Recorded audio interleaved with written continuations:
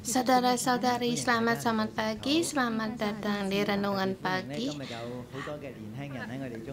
Hari ini banyak para kaum remaja di antara kami, hampir sepertiga memenuhi tempat di sini. Seperti seluruh gereja diperbaharui. Terima kasih atas kedatangannya. Dan kami merasa seperti juga remaja. Hari ini kita membahas kitab Lukas pasal 17. Hari ini Pastor Hokit yang berkhotbah. Yesus berjalan dalam perjalanannya ke Yerusalem. Kamu merasa kapan Yesus dari perjalanannya ini? Kita sudah 2 minggu.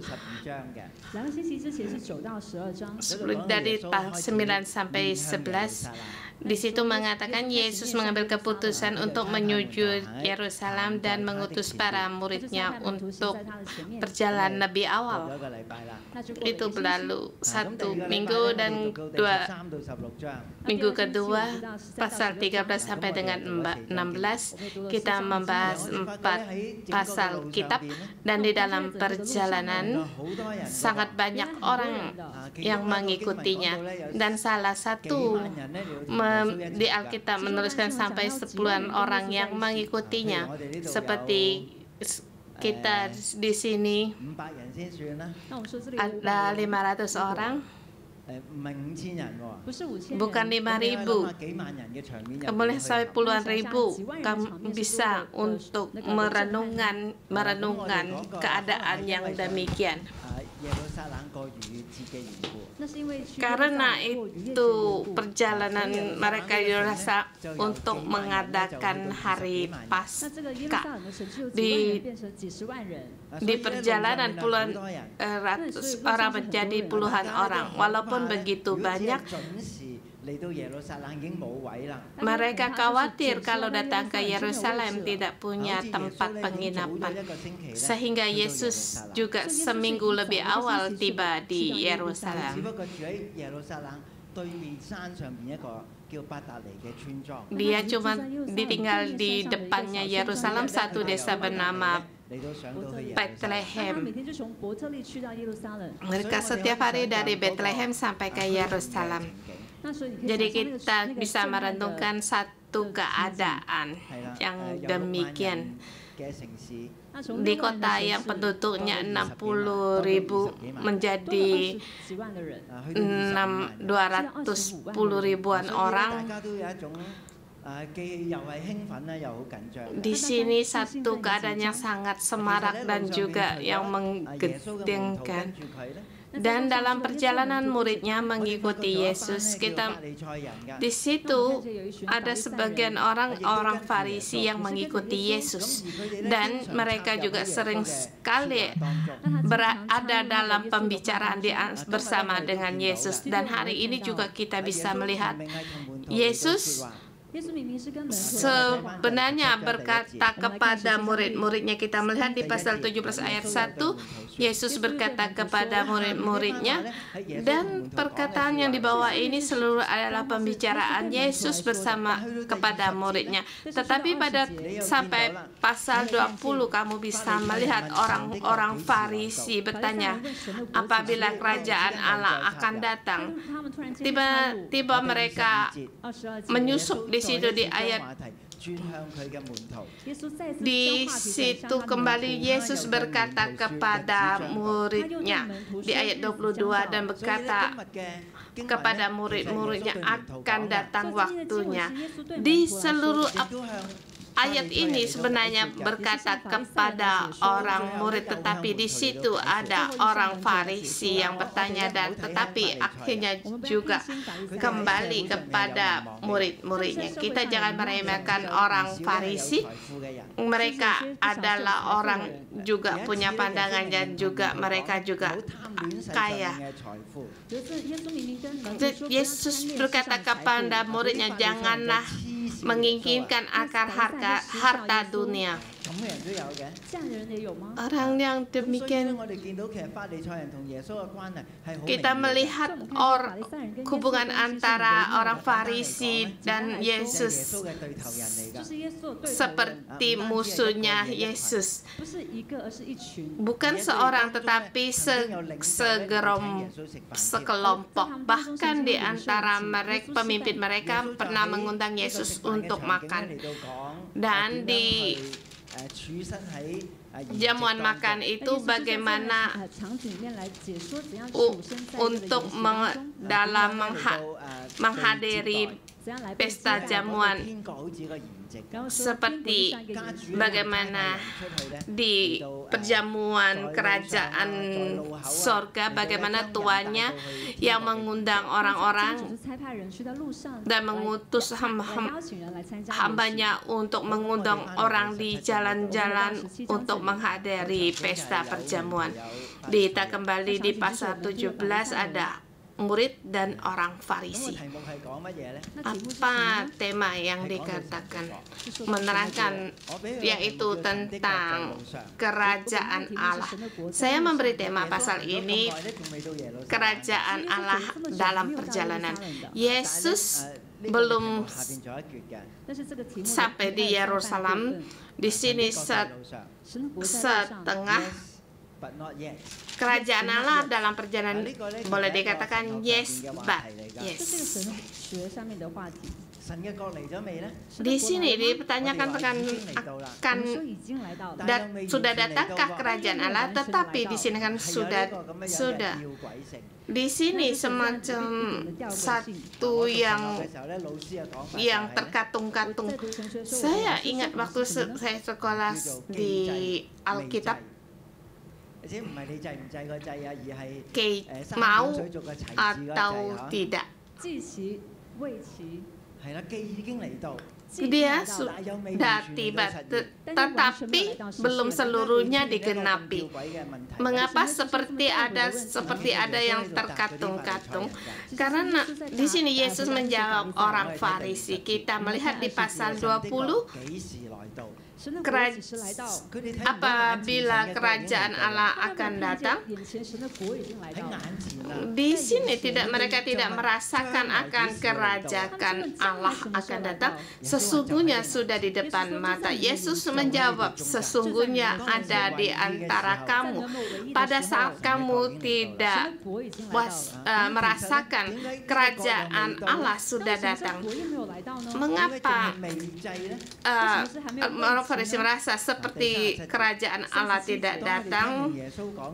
Di ayat 3,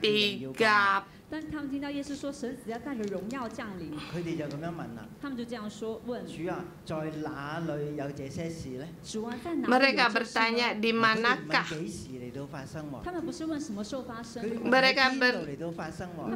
Mereka bertanya, di mana akan terjadi?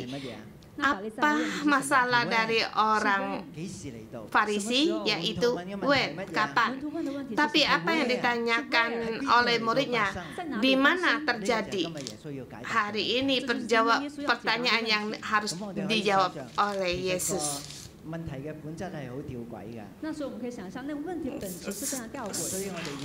Jadi kita harus lebih dalam lagi berdoa agar Roh Kudus membuka hati kita agar kita memahami. Sesungguhnya bukan hal yang mudah untuk dipahami, dan saya sendiri udah bertahun-tahun. Kiranya hari ini bisa dipahami tidak, karena memahami atau mengerti atau tidak perlu biaya. Kita bertanya, orang Farisi di sini bertanya kapan kerajaan Allah akan datang. Saya membagi di subtema pertama, kerajaan Allah dinyatakan dalam kesembuhan dan pengajaran. Yesus bagaimana mengajar? Kerajaan Allah ada di tengah mereka. Pada saat Yesus menyembuhkan, kerajaan Allah ada di antara mereka. Tetapi Tetapi iman ini adalah satu masalah karena banyak orang yang menginginkan kesembuhan, tetapi mereka tidak tahu di situ ada kerajaan Allah dan tidak tahu untuk bersyukur. Jadi Yesus di dalam 4 pengajaran ini bertepatan dia ada di satu tempat, yaitu di Samaria, di antara orang Samaria dan orang Yahudi. Di situ ada 10 orang kusta. Boleh dikatakan di situ desa orang kusta, yaitu penyelusuran perbatasan Samaria dan Galilea. Seperti kamu orang Yahudi, kalau kamu kena kusta, kamu tahu kamu najis, kamu boleh tinggal di mana?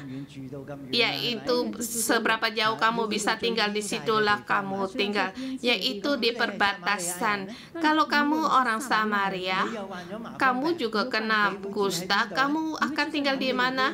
Sama, kamu akan juga tinggal di perbatasan orang Samaria, yang tempat yang paling jauh, yaitu satu seperti desa orang kusta. Kita melihat di ayat 11 dengan 12, dalam perjalanannya ke Yerusalem, Yesus menyelusuri perbatasan Samaria dan Galilea. Galilea adalah tempat tinggal orang Yahudi, Samaria adalah tempat orang Samaria tinggal. Masuk di suatu desa, tepat di tempat orang yang di pembuangan orang Samaria dan orang Galilea. Boleh dikatakan yaitu di perbatasan, karena desa yang tidak ada orang mau. Kalau kamu orang sehat juga kamu tidak mau tinggal di sini, yaitu desa orang kusta. Di situ ada 10 orang kusta menemui Yesus. Di sini menerangkan di ayat atas yang 4 tentang pengajaran. Pertama, pengajaran pertama berkata kepada muridnya, tidak mungkin tidak ada penyesatan. Pasti ada penyesatan yang menjatuhkan orang.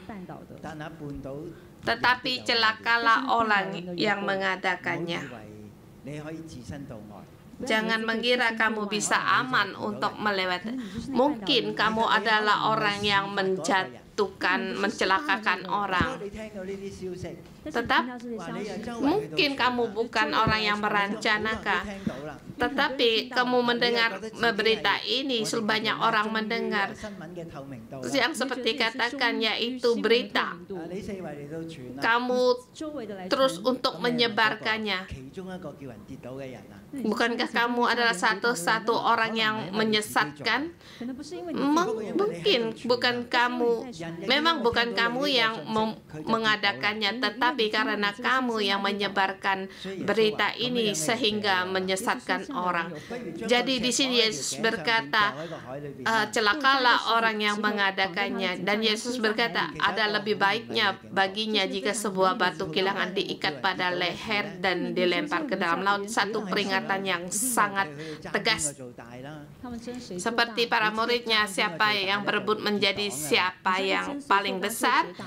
Kalau kita saling berebutan kayak gitu, akan mudah menyesatkan, bahkan terjatuh. Sesungguhnya di orang yang ada orang yang mengikutimu, kamu bisa dijadikan orang yang terbesar. Pada saat murid berebut menjadi terbesar, mereka membuat satu kelompok yang menyesatkan orang lain. Saya tidak tahu, adakah di antara kita kaum remaja, mungkin adakah kamu membuat satu kelompokan atau satu gerombolan seperti kamu mengikuti orang, sehingga di situ membuatkan satu pertikaian atau perebutan, mengakibatkan orang tersesat. Di sini Yesus ada di satu desa. Kalau kita ingat bagaimana Yohanes berkata kepada Yakobus, ada baiknya turunkan api untuk membinasakan desa ini. Tapi Yesus, kamu berkata, tidak, kamu tidak tahu apa yang kamu inginkan. Tahukah Yesus akan apa yang ada di dalam hati kita? Yesus tahu di dalam kita ada dendam. Kita marah, kita bersungut-sungut. Ini bukankah itu membuat kita terjatuh, tersesat? Demikian juga ini bisa membuat orang lain tersesat. Demikian terlalu banyak kita, sehingga ada di ayat 3 sampai dengan 4, yaitu untuk mengampuni walaupun dia bersalah padamu, berbuat dosa terhadap engkau 7 kali sehari, 7 kali dia kembali kepadamu, dan engkau harus mengampuni. Orang ini sangat menyebalkan, selalu menyusahkanmu. Tetapi pada saat dia kembali padamu dan berkata menyesal, engkau harus mengampuni dia. Saudara semua, kita renungkan, kita mengenal Tuhan sudah begitu lama. Tahukah kamu berapa kali Tuhan mengampunimu? Adakah kamu mencatatnya? Bukan yang terhitung, yang bisa dihitung, tetapi tidak terhitung. Demikianlah Yesus berkata, demikianlah kamu juga harus mengampuni orang lain. Di pengajarannya kedua ayat 5 sampai dengan 6, para muridnya minta kepada Yesus untuk ditambahkanlah iman kami. Masalah ini saya berpikir, masa sedikit iman pun tidak ada?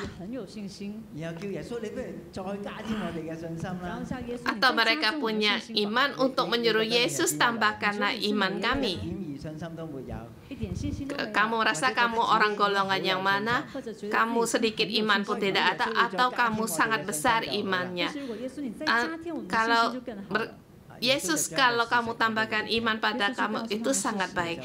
Tapi jawab Yesus, sesungguhnya iman kita tidak dibandingkan dengan sebiji sesawi pun tidak ada, sangatlah kecil. Kalau kamu mempunyai iman seperti biji sesawi, kamu dapat berkata pada pohon ara ini, terbantu nak, engkau akan ditanam dan tertanamlah di dalam laut. Satu, Yesus memerintahkan pohon ara di situ mengutuknya dan menjadi kering, layulah dan mati. Ini tidak seperti di Matius agar mengalihkan gunung. Adakah orang yang sanggup berbuat demikian untuk memindahkan pohon ara? Adakah kita imannya sedemikian? Sesungguhnya kita tidak ada. Mengapa ada perkataan demikian? Sesungguhnya kita tidak paham.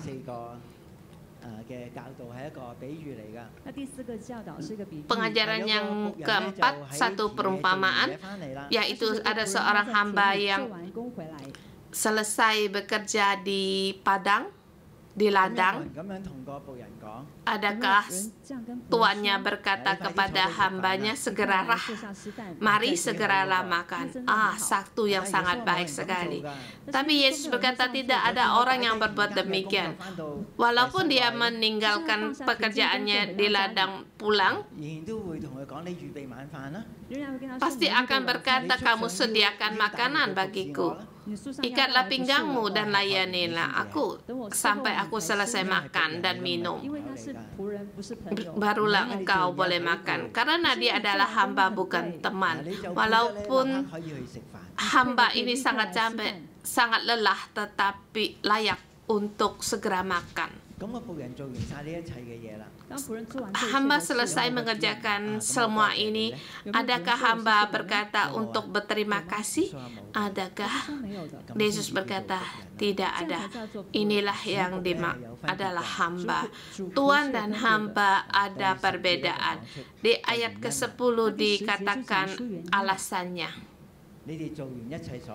Demikian juga apabila kamu telah melakukan sesuatu yang ditugaskan kepadamu, hendaklah kamu berkata, kami adalah hamba-hamba yang tidak berguna. Kami hanya melakukan apa yang harus kami lakukan, yang harus kami lakukan sebagai seorang hamba. Demikian Yesus kembali menyembuhkan, mengusirkan setan. Di situ ada orang yang bersuka cita dan berkata, apa yang kami lakukan itu adalah yang seharusnya kami lakukan. Apa yang dimaksud dengan seharusnya? Seperti kalau ada orang berdoa, Tuhan lambat untuk menjawab, seperti mereka mulai marah. Kita tidak bisa membedakan apa yang seharusnya. Kita tidak bisa membedakan Tuhan dengan hamba. Kita menganggap Tuhan sebagai hamba. Kita yang sesungguhnya hamba. Jadi kita bisa melayani Tuhan itu tidak ada yang disombongkan. Di ayat 1 sampai 10 untuk hati-hati jangan sampai menyesatkan orang lain. Mungkin ada murid yang berkata, aku tidak menyesatkan orang lain.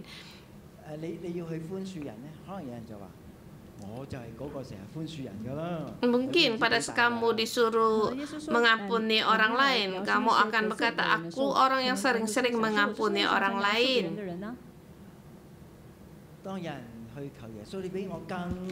Pada saat ada orang meminta pada Yesus untuk ditambahkan iman karena merasa imannya banyak, pada saat orang selesai bekerja merasa layak untuk mendapatkan upah, tetapi Yesus jangan berpikir demikian, karena kita akan mudah untuk disesat dan juga menyesatkan orang lain.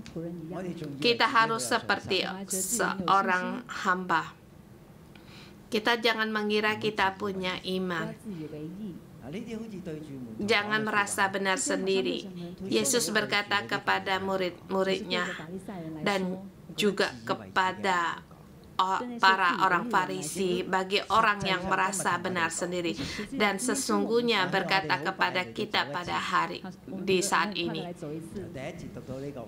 Di 1 sampai ayat di sini, pernahkah kamu merenungkan kapan saya mengejek orang, menghina?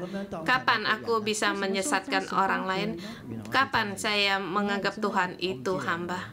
Sesungguhnya aku juga demikian. Aku tidak tahu adakah ini ada padamu.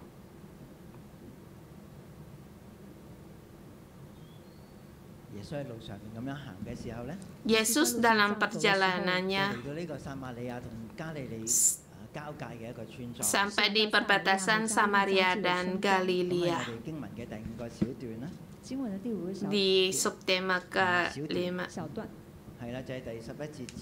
yang kecil, ayat 11 sampai dengan 19. Yesus menyembuhkan ke-10 orang kusta. Mereka berdiri agak jauh, terus menyuruh, memerintahkan pada mereka. Yesus memandang mereka dan berkata, pergilah, perlihatkanlah dirimu kepada imam-imam. Jadi bagi hukum, bagi orang Yahudi, pada saat mereka ditahirkan, harus ada diperlihatkan bagi orang pada imam-imam.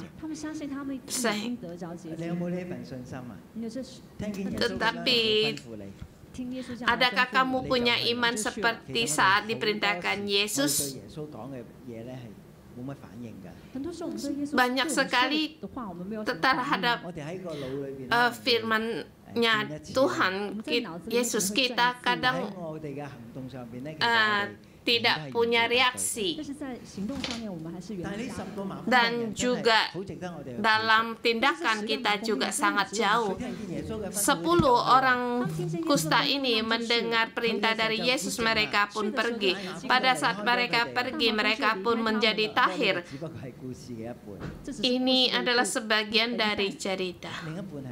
Yang sebagiannya yaitu seorang dari mereka ia telah sembuh. Ini satu yang layak untuk kita pelajari. Ayat 15. Pertama, dia kembali mencari Yesus. Kedua, di situ dia dengan suara nyaring memuliakan Allah. Ini satu khas dari Lukas. Ingatkah kamu pada Yesus waktu dia lahir? Ada para malaikat bala tentara, malaikat Tuhan. Pada saat para gembala melihat Yesus juga dengan suara nyaring memuliakan Allah. Saudara semua, pada saat kita mendapatkan kemenangan, kita juga selain syukur, kita juga harus dengan nyaring memuliakan Allah. Kedua, yaitu yang dilakukan orang Samaria itu, ia tersungkur di depan kaki Yesus mengucapkan syukur kepadanya. Ini tindakan yang keempat. Yesus berkata, bukankah aku menyembuh 10 orang? Yang 9, di manakah yang 9 orang itu? Mujizat itu sangatlah mudah. Mendapatkan kesembuhan sangatlah mudah. Tetapi kita haruslah bersyukur, kita harus kembali bertobat. Kita harus sujud bersyukur, kembali memuliakan Allah. Itu satu yang sulit.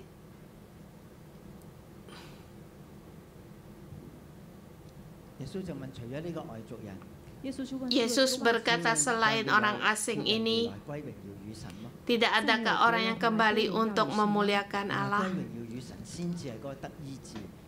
Sesungguhnya kembali untuk memuliakan Allah itu adalah pengungkapan dalam kesembuhan sesungguhnya.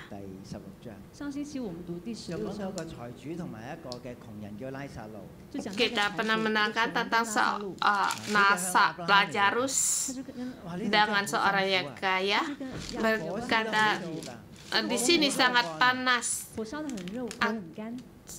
aku haus. Bolehkah aku memohon padamu untuk mengutuskan malaikat atau mengutus Lazarus untuk kembali di dunia, memberitahu kepada keluarga saya untuk kembali kepada Tuhan, bertobat kembali pada Tuhan? Ada kalanya kita merasa demikian. Kalau ada mujizat, kerabatmu akan percaya Tuhan Yesus. Tapi Yesus berkata bukan demikian. Di situ sesungguhnya jalan itu ada di antara kamu. Yesus berkata, bukan karena seorang bangkit dari mati banyak orang akan percaya, dan bukan karena mujizat banyak orang kembali mengembalikan kemuliaan Allah. Yesus mengatakan 4 pengajaran dan menyembuhkan orang Samaria. Yesus berkata kepadanya, berdiri dan pergilah. Yesus berkata, kamu boleh berdiri dan pergi. Imanmu telah menyelamatkanmu. bukan kesembuhan kepada orang Samaria ini dia diselamatkan, tetapi iman yang telah menyelamatkannya. Kemudian di situ seterusnya di 20 ada pertanyaan pada orang Farisi kepada Yesus apabila kerajaan akan datang. Sesungguhnya kesembuhan ada orang Samaria dan ada 9 orang Yahudi disembuhkan di depan mereka. Tetapi orang Farisi bertanya, kapan kerajaan Allah akan datang? Yesus menjawab, kerajaan Allah ada di antara kamu. Kerajaan Allah di sini. Bagaimana kamu tahu kalau kerajaan Allah ada di sini? Pada saat orang tahu untuk bertobat, mau mengampuni orang, mau mengaku menyesatkan orang lain, mau mengaku imanku kecil, mau mengaku aku hamba yang tidak layak. Kerajaan Allah ada di antara kita. Kuasa Allah ada di antara kita.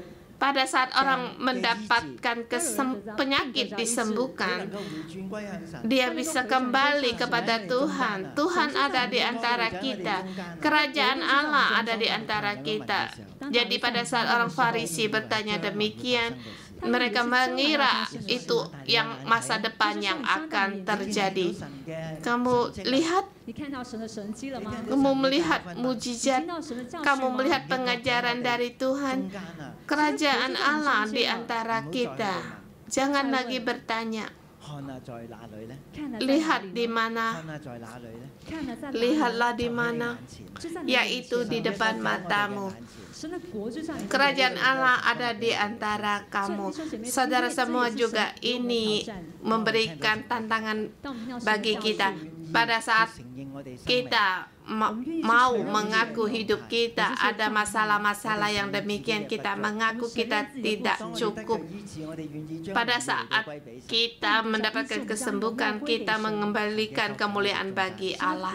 Kerajaan Allah ada pada kita dan di antara kita.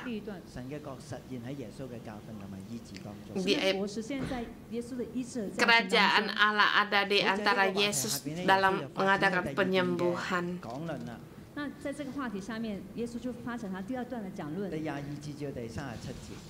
Ayat 22 sampai dengan 37, Yesus berkata akan datang waktunya. Kamu ingin melihat satu daripada hari anak-anak, pada hari anak manusia, dan kamu tidak akan melihat. Yesus, dia adalah anak manusia. Walaupun dia sendiri adalah Tuhan, tetapi dia merendahkan diri. Dia adalah manusia. Kamu tidak akan melihat, kamu ingin melihatnya, tetapi kamu tidak akan melihatnya. Ini terjadi di zaman Pak sekarang, muridnya. Kalian harus tahu pada saat kemuliaannya datang, bukan di generasi kamu sekarang. Yang kamu punya sekarang, kerajaan Allah ada di antara kamu. Tetapi ini belum sempurna karena saatnya anak manusia belum tiba. Dan di situ akan berkata, di mana? Di situ ada Mesias, di sini ada Mesias. Tetapi di sini Yesus mengajarkan agar jangan percaya. Mesias itu pada masa itu adalah satu lambang, yaitu Mesias untuk menggulingkan kerajaan Kaisar Roma. Dia punya diurapi oleh untuk meruntuhkan kerajaan kekaisaran Roma. Jadi Yesus mengajar untuk janganlah percaya.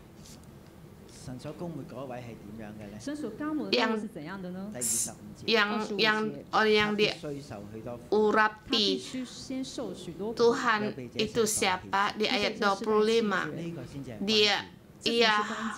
harus menanggung banyak penderitaan dahulu dan ditolak oleh angkatan ini. Dia telah datang membawa kerajaan Allah, tetapi kerajaan Allah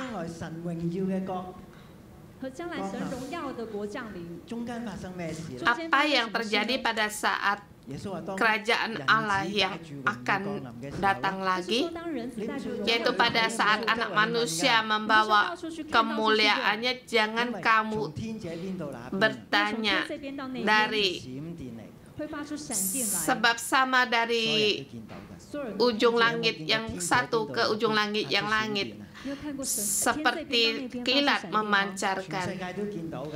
Bisa kamu merenungkan kalau kilat seluruh dunia bisa melihatnya, bukan hanya di Hong Kong, di Cina, tetapi di sini dari ujung langit ke ujung yang langit, yaitu dalam 24 jam. Langit penuh dengan gelap, maka akan tampaklah kilat yang memancar, yang membawa anak manusia dengan membawa para malaikatnya datang, sehingga orang bisa melihat saat kemuliaan tiba.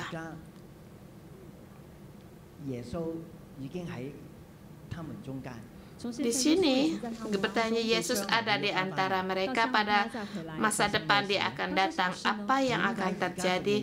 Mengapa sekarang belum digenapi?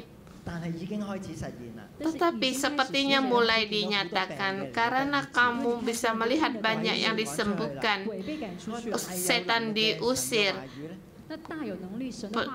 Firman Tuhan punya penuh dengan kuasa, banyak orang yang bertobat dan masuk dalam kerajaan Allah. Tapi sampai kapan menunggu anak manusia datang dengan kemuliaannya, dan apa yang akan terjadi? Pertama, anak manusia akan terlebih, ia harus menanggung penderitaannya dahulu dan ditolak.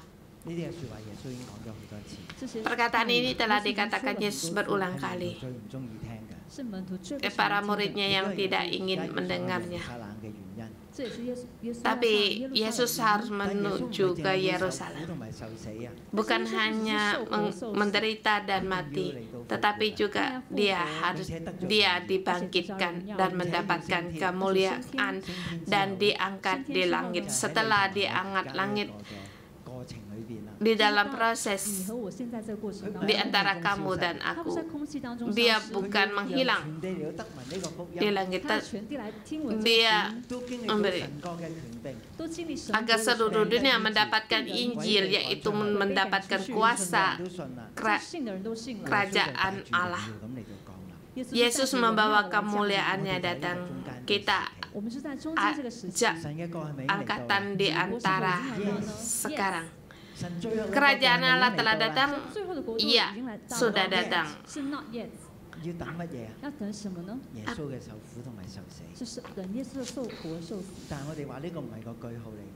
Ini bukan satu tanda koma. Karena pada Yesus masih hidup juga banyak membangkitkan orang mati, membangkitkan anak perempuan, membangkitkan anak janda. Dia mati, apakah mereka akan kembali?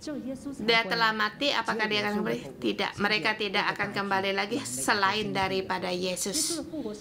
Yesus membawa kekuasaan kerajaan Allah untuk menguasai seluruh dunia.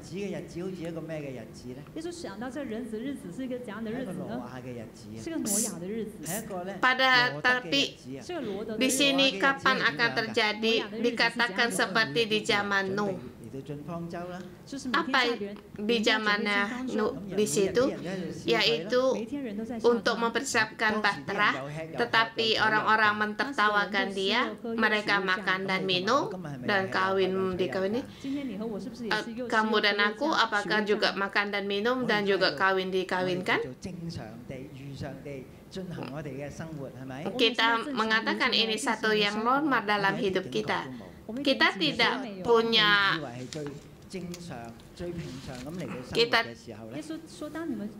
kita tidak sadar.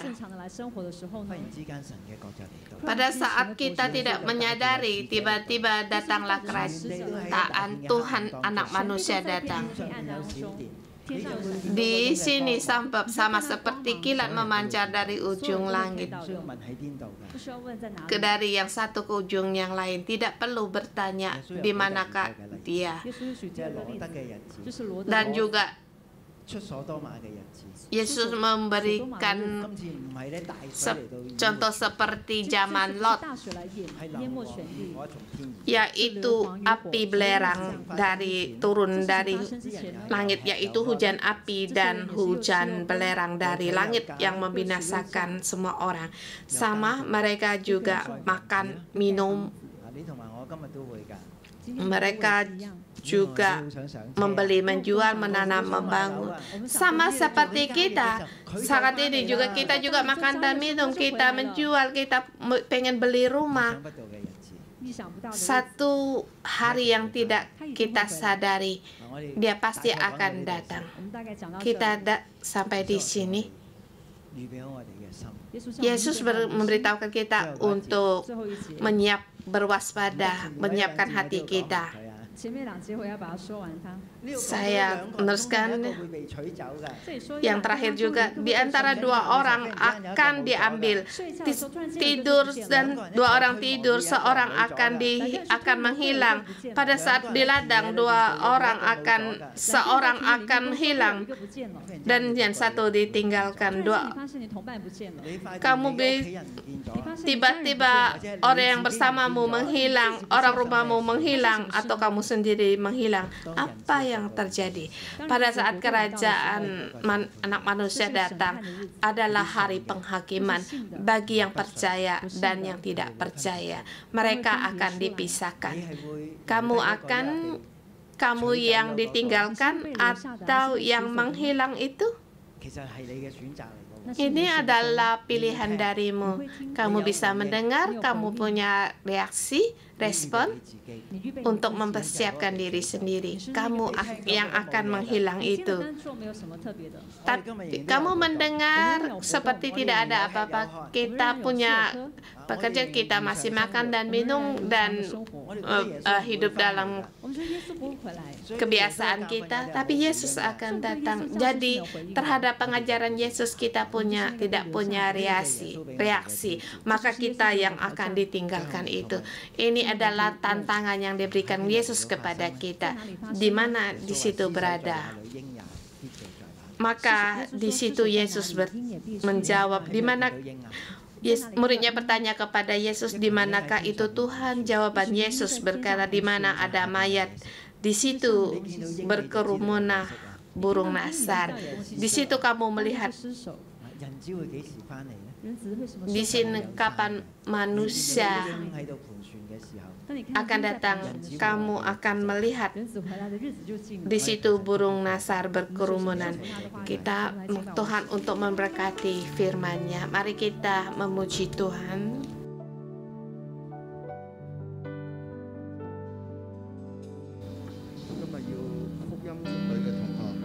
福音報道嘅同學同埋老師正盡快嚟到台前，我哋請台後嘅一班嘅弟兄姊妹為到今日嘅天氣，為到我哋每一個老師同學，我哋出去福音報道，求神嘅靈與我哋同在，我哋每一個同學要帶佢經歷神，我哋要與神同行，求神你保守我哋今日嘅天氣交通。tidak begitu bagus di Hong Kong. Saya mengundang untuk pekerja gereja untuk mendoakan. Dan juga saudara-saudari di belakang untuk menopangkan tangan, angkat tangan, berdoa bersama. Haleluya.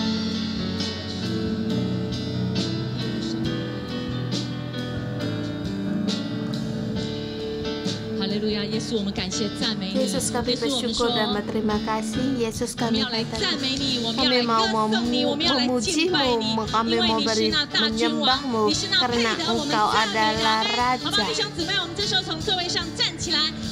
Mari kita bangkit berdiri untuk memuji Tuhan kita. Haleluya.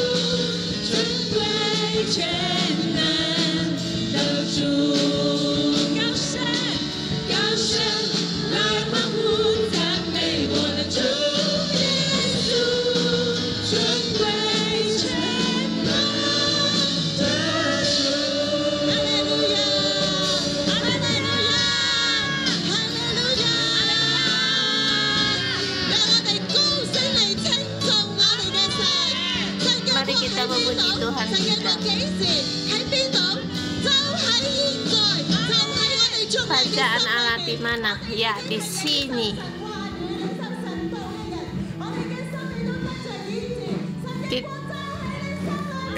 Kerajaan Allah ada di dalam hatimu. Katakan di sebelah orang di sekitar, kerajaan Allah ada di dalammu. Mari kita memuji Tuhan kita.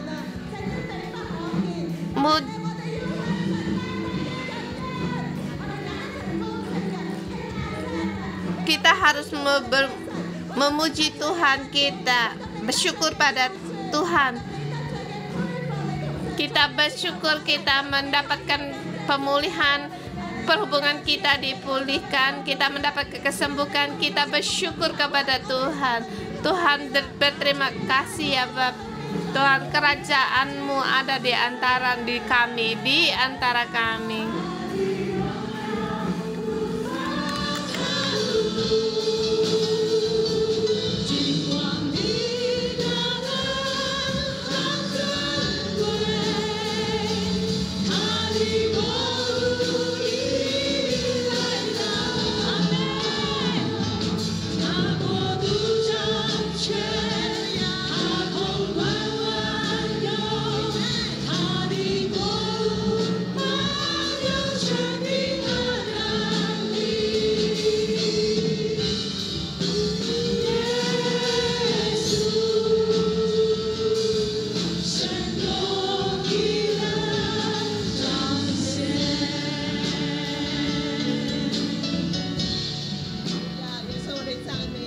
Tuhan Yesus, kami bersyukur dan berterima kasih.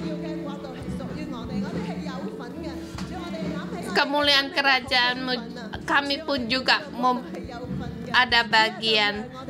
Tuhan, berilah kami agar kami seluruhnya untuk bisa masuk di dalam kerajaan-Mu. Tuhan, hati kami adalah milik-Mu, tetapi di dalam kami penuh masih banyak yang tidak seluruhnya, tidak sempurna. Tuhan, ada bagian di dalam kami yang belum dipulihkan. Tuhan Yesus, kami mohon Engkau terangilah kami agar kerajaan-Mu berkuasa seluruhnya di dalam hati kami. Saudara semua, mohon Roh Kudus untuk menerangi kita. Di dalam hidup kita, adakah yang mengakibatkan orang tersesat? Mungkin kita berkata, mana ada? Hanya kamu yang lemah. Kita sering menyebarkan kata-kata yang menjatuhkan orang lain. Tetapi kamu selalu berkata, tidak. Atau di dalam kita penuh dengan kebencian, kita tidak bisa melepaskan. Di dalam kita penuh dengan sampah, penuh dengan perebutan, kita banyak celah. Kita ingin mendapatkan pujian dari orang. Hati kita penuh dengan bermacam-macam. Mohon Yesus untuk menerangi kami. Letakkan tangan-Mu. Yesus, Engkau berkuasa dalam hidupku. Engkau adalah Raja dan Tuhanku. Tuhan, di bagian ini kami ingin untuk bertobat, Tuhan. Mohon Engkau berikan hati yang agar kami bertobat dengan penuh dengan penyesalan. Saudara semua, kita berdoa pada Tuhan, mohon agar Tuhan berikan belas kasihan-Nya. Kami mau dipulihkan.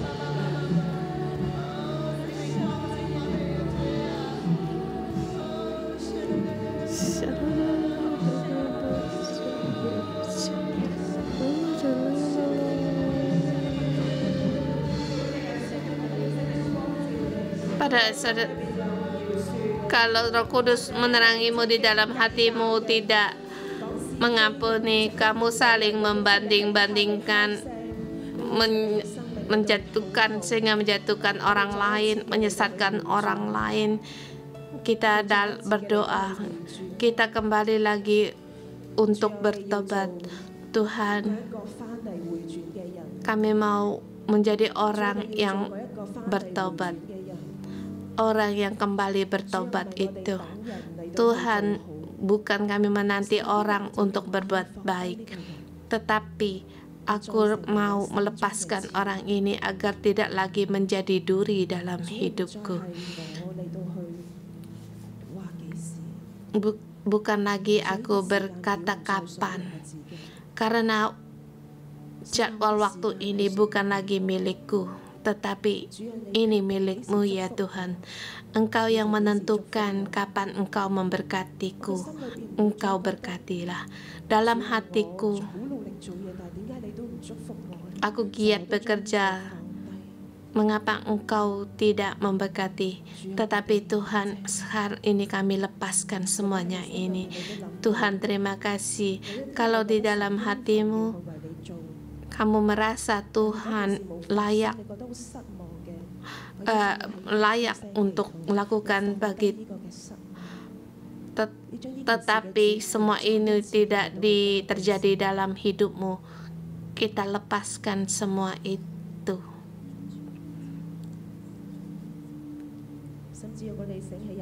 Bahkan dalam akal kita menanti orang untuk berubah, kamu sangat kesal. Berdoalah untuk orang ini agar Tuhan mengubah hatinya dan juga mengubah hatimu, sehingga orang ini tidak lagi yang membuatmu menyesatkanmu.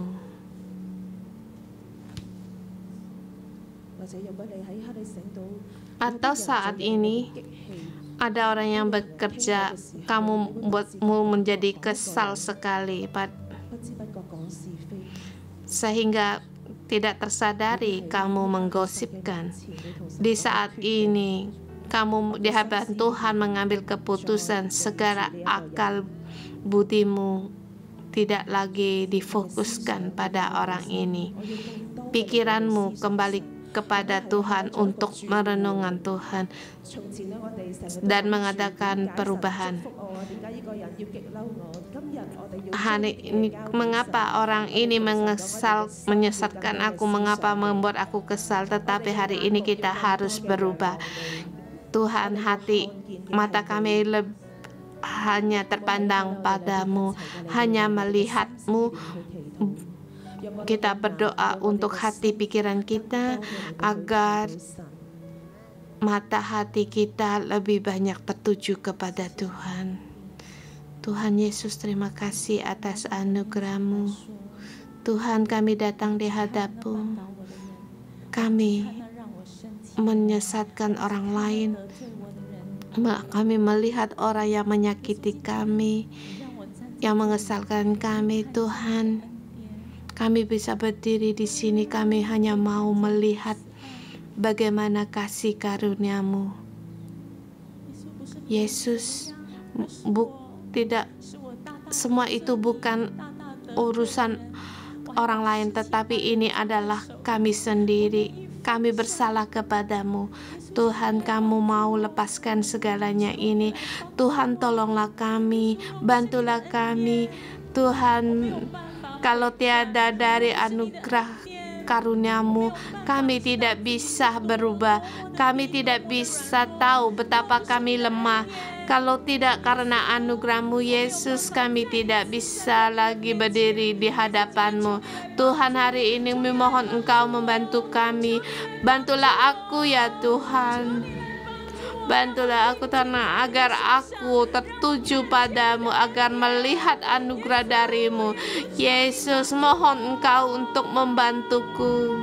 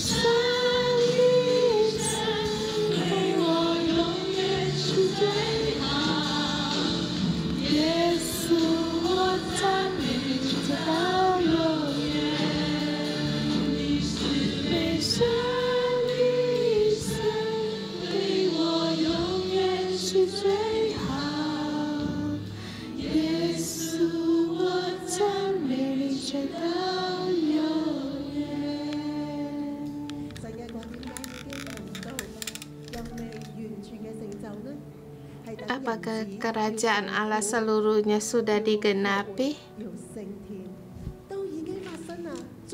Anak Allah telah mati dan dibangkitkan dan telah terangkat di surga.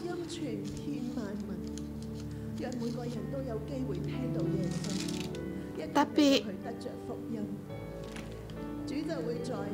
pada saat seluruh dunia mendapatkan Injil Tuhan, maka kerajaan anak Allah akan datang. Kita berdoa untuk para tim penginjil yang akan pergi menginjil hari ini. Berdoa, Tuhan, kami mohon padamu, ya Tuhan, Engkau membangkitkan tim penginjilan bagi setiap yang mendapatkan Injil, mereka mendengar dan menjadi percaya Tuhan, kami bersyukur dan berterima kasih. Saya mengundang saudara-saudari semua di dalam hatimu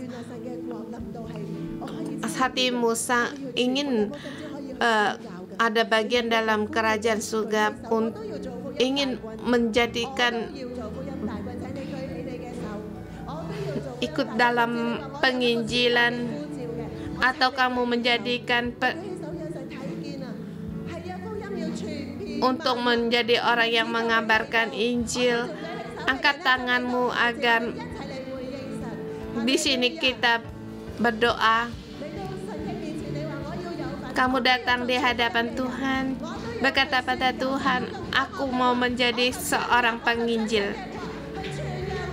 untuk memberitakan kerajaan Tuhan, agar setiap orang bisa mendengar, untuk berdiri dan pergi. Pada saat kita pergi untuk pergi menginjilkan di seluruh bumi ini.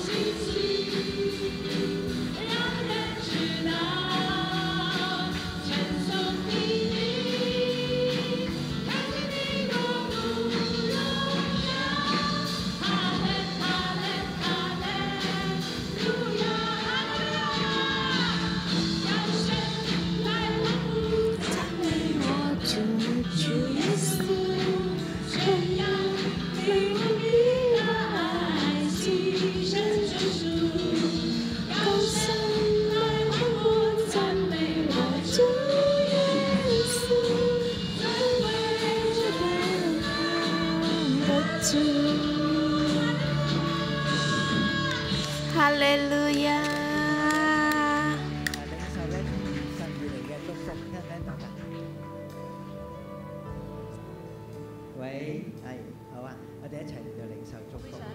Mari kita terima berkat. Tuhan, berkatilah firman-Mu, bawa kerajaan surga-Mu di dalam hati kami, agar kami mempunyai iman seperti biji sesawi, agar kami bisa menanggapi-Mu, merespon-Mu.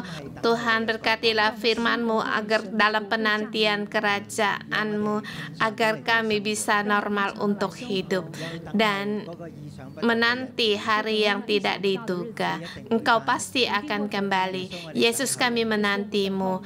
Aku dalam nama Tuhan Yesus memberkati saudara-saudari semua.